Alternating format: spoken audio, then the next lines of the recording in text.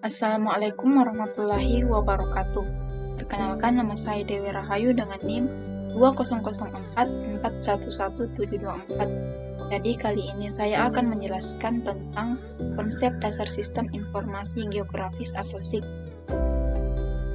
Jadi pengertian sistem informasi geografis secara umum adalah sistem berbasis komputer yang digunakan untuk menyimpan, memanipulasi, dan menganalisis informasi geografis, di mana yang semula informasi permukaan bumi disajikan dalam bentuk peta yang dibuat secara manual.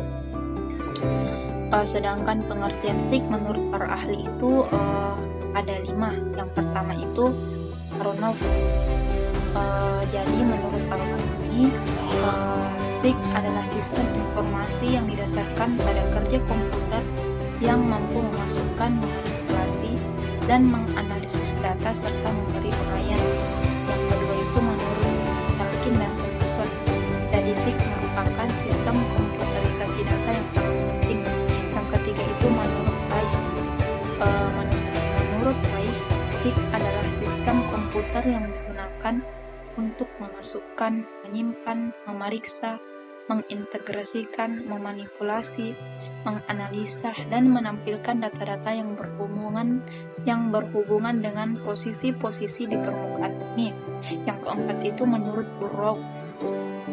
Jadi menurut Burrough adalah SIG merupakan suatu sistem perangkat yang dapat melakukan pengumpulan, penyimpanan, pengambilan kembali, perubahan atau transformasi, dan penayangan atau visualisasi dari data-data keruangan atau spasial untuk kebutuhan-kebutuhan tertentu.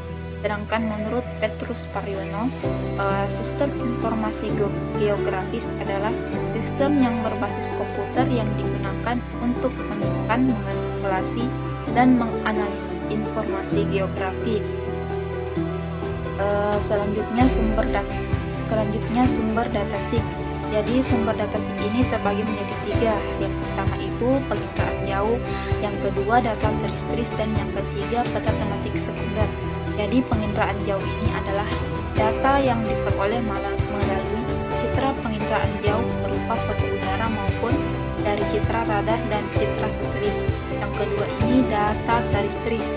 Jadi data teristris ini adalah data yang diperoleh secara langsung dari lapangan, misalnya data jumlah penduduk, jenis tanaman, kemiringan lereng, dan lain-lain. Yang ketiga ini peta tematik sekunder.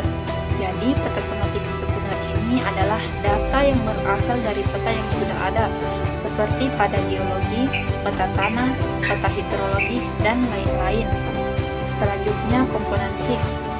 Komponen SIG terbagi menjadi 5. Yang pertama itu data, yang kedua software, yang ketiga hardware, yang keempat metode, dan yang kelima people.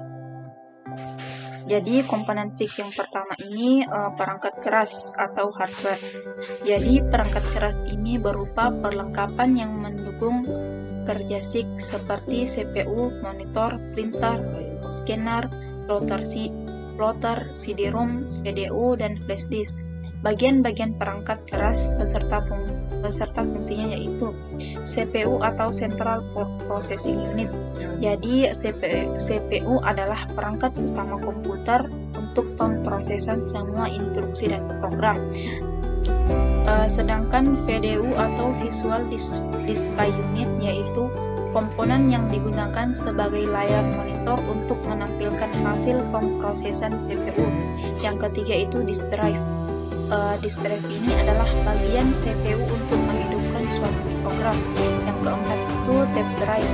Jadi tape drive ini adalah bagian dari CPU yang menyimpan data dari hasil pemrosesan. Yang terakhir ini printer. Jadi printer ini adalah alat untuk mencetak data maupun peta dalam ukuran yang relatif kecil.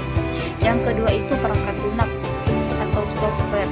Jadi perangkat lunak ini adalah komponen SIG yang berupa program-program pendukung kerja SIG seperti input data, proses data, dan output data. Contoh perangkat lunak dari SIG adalah program kerja seperti QGIS, ArcView, dan ArcGIS. Yang ketiga ini manusia atau user.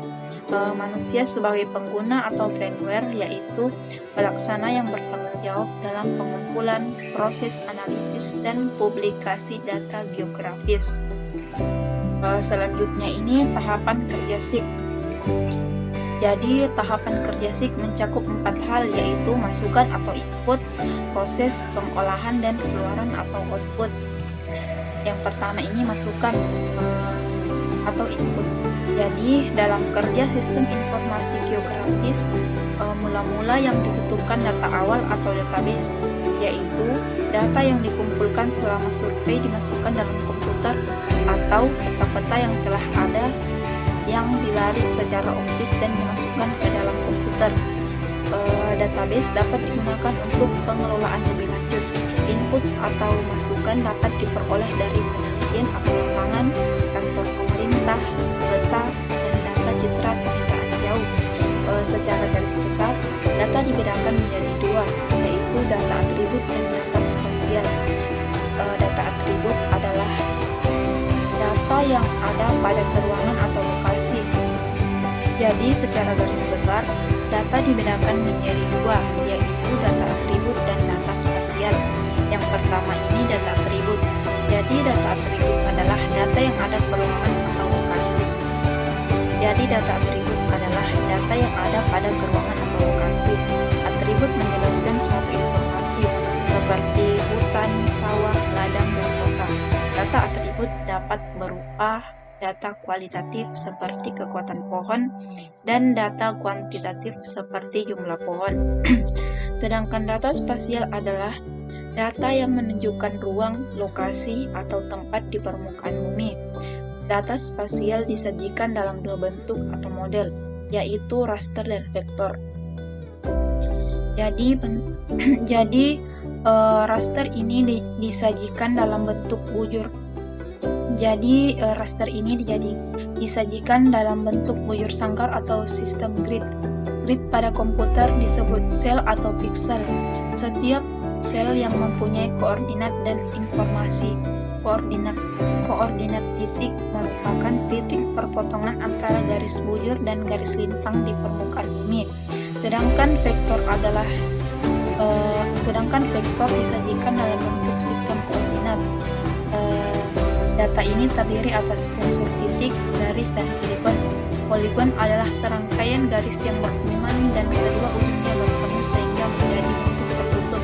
Dapat dijelaskan bahwa titik awal dan titik akhir poligon memiliki nilai koordinat yang sama atau poligon tertutup sempurna. Yang kedua dari komponen sistem informasi geografis adalah proses. Jadi proses berfungsi untuk memanggil, memanipulasi, menganalisis data yang tersimpan dalam komputer. Jenis analisis data terdapat 3. Yang pertama itu analisis lebar, yang kedua analisis penjumlahan aritmatika, dan yang ketiga analisis garis bidang. Jadi analisis lebar ini adalah analisis yang mengolah data dalam komputer, kemudian menghasilkan daerah tepian sungai yang lebar. Sedangkan analisis penjumlahan aritmatika adalah analisis yang mengolah data dalam komputer, kemudian menghasilkan penjumlahan. Analisis ini dapat dipakai untuk peta berklasifikasi yang akan menghasilkan klasifikasi baru. Yang ketiga, analisis garis bidang. Jadi, analisis garis bidang ini adalah analisis pengolahan data yang dapat dipakai untuk menentukan region atau wilayah dalam radius tertentu. Contohnya, untuk menentukan daerah rawan gempa, rawan banjir, dan rawan penyakit. Yang ketiga dari komponen SIG yaitu tahap pengolahan, di mana setelah kita mengumpulkan data-data dari berbagai sumber dan data tersebut sudah kita input dan pada SIG, barulah kita memulai tahap pengolahan. Tahap pengolahan ini meliputi manipulasi dan analisis data seperti basis data baru, menghapus basis data, mengedit data, mengisi dan menyisipkan data ke dalam tabel. Jadi komponen sistem informasi geografis yang terakhir ini keluaran atau output. Jadi data yang sudah dianalisis oleh SIG akan memberikan informasi pada pengguna data sehingga dapat dipakai Sebaran SIG dapat berupa peta cetakan atau hard copy, rekaman soft copy, dan tayangan atau display. Dengan sistem informasi geografis, setiap orang dapat membuat peta dan kemudian mengubah atau memodifikasinya dengan cepat dan kapan saja. Di samping itu, pengguna SIG juga dapat memproses ulang pembuatan peta dengan tingkat ketelitian tinggi kapan saja. Sebagai contoh, dalam pembuatan peta Amerika Selatan yang berdasarkan berbagai informasi atau tema yang tersedia.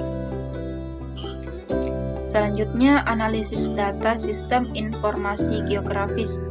Jadi, analisis sistem informasi geografis dapat dilakukan dengan berbagai cara sesuai kebutuhan pengguna data seperti analisis klasifikasi, overlay, networking, buffering, dan 3 dimensi. Yang pertama ini analisis klasifikasi. Jadi, analisis klasifikasi adalah suatu proses mengelompokkan data keuangan atau spasial. Contohnya dalam klasifikasi pola tata guna lahan untuk permukiman, pertanian, perkebunan, atau hutan berdasarkan analisis data. Yang kedua analisis overlay. Jadi, analisis overlay adalah proses untuk menganalisis dan mengintegrasikan tumpang tindih dua atau lebih data keuangan yang berbeda. Contohnya dalam analisis daerah rawan erosi dengan menggabungkan data ketinggian, jenis tanah, dan kadar air. Yang ketiga ini analisis overlay. Jadi, analisis ini bertitik tolak pada jaringan yang terdiri dari garis-garis dan titik-titik yang saling terhubung. Analisis networking seringkali dipakai dalam sistem jaringan telepon, kabel listrik, pipa minyak atau gas, maupun pipa air minum atau saluran pembuangan. Nah, yang keempat ini adalah analisis buffering. Jadi, analisis ini menghasilkan penyangga berbentuk lingkaran atau poligon yang meliputi suatu objek sebagai pusatnya. Dengan menggunakan analisis buffering, kalian bisa mengetahui berapa parameter objek dan luas wilayahnya. Yang kelima ini analisis 3 dimensi. Jadi, analisis ini digunakan untuk memudahkan pemahaman karena data divisualisasikan dalam bentuk 3 dimensi. Penerapannya bisa digunakan untuk menganalisis daerah yang rawan terkena bencana. Selanjutnya, fungsi sistem informasi geografis. Jadi, fungsi sistem informasi geografis yang pertama itu untuk inventarisasi sumber daya alam. Manfaat SIG untuk inventarisasi sumber daya alam adalah sebagai berikut. Yang pertama, untuk mengetahui persebaran berbagai sumber daya alam, misalnya minyak bumi, batu bara, emas, besi, dan barang lainnya. Yang kedua, untuk mengetahui kawasan lahan potensial dan lahan kritis. Yang ketiga, untuk mengetahui kawasan lahan pertanian dan perkebunan. Yang keempat, untuk mengetahui perubahan penggunaan lahan. Yang kelima, untuk memantau daerah pasang surut guna mengembangkan lokasi pertanian atau kepentingan lain. Dan yang terakhir, untuk memetakan kesuburan tanah yang diperlukan dalam usaha pertanian. Selanjutnya, manfaat SIG yang selanjutnya yaitu untuk perencanaan pembangunan. Jadi, perencanaan pembangunan dengan memanfaatkan sistem informasi geografis dapat dilakukan melalui analisis peta-peta tematik. Dengan analisis ini, kita dapat mengetahui kemampuan lahan. Sebagai contoh, perencanaan pembangunan terminal bus dapat memanfaatkan peta jaringan jalan, peta tata guna lahan, peta kepadatan penduduk, peta trayek angkutan, maupun peta harga tanah. Selanjutnya, manfaat SIG untuk perencanaan ruang. Jadi, sistem informasi geografis bermanfaat sekali untuk perencanaan suatu wilayah. Pendataan dan pengembangan pusat-pusat pertumbuhan dan pembangunan menggunakan sistem informasi geografis. Sistem informasi geografis juga digunakan untuk mengetahui persebaran penduduk, persebaran penggunaan lahan, baik untuk mengembangkan permukiman baik untuk mengembangkan permukiman penduduk, kawasan industri, sekolah, maupun rumah sakit. Seluruhnya juga menggunakan sistem informasi geografis. Selanjutnya, sistem informasi geografis untuk perencanaan transportasi. Jadi dalam bidang transportasi, pemetaan sistem informasi geografis untuk inventarisasi jaringan transportasi publik, kesesuaian rute alternatif, perencanaan perluasan sistem jaringan jalan, serta analisis kawasan rawan kemacetan dan kecelakaan. Yang kelima, sistem informasi geografis untuk mitigasi bencana. Jadi, sistem informasi geografis dalam mitigasi bencana dapat digunakan untuk menentukan wilayah yang menjadi prioritas utama penanggulangan bencana.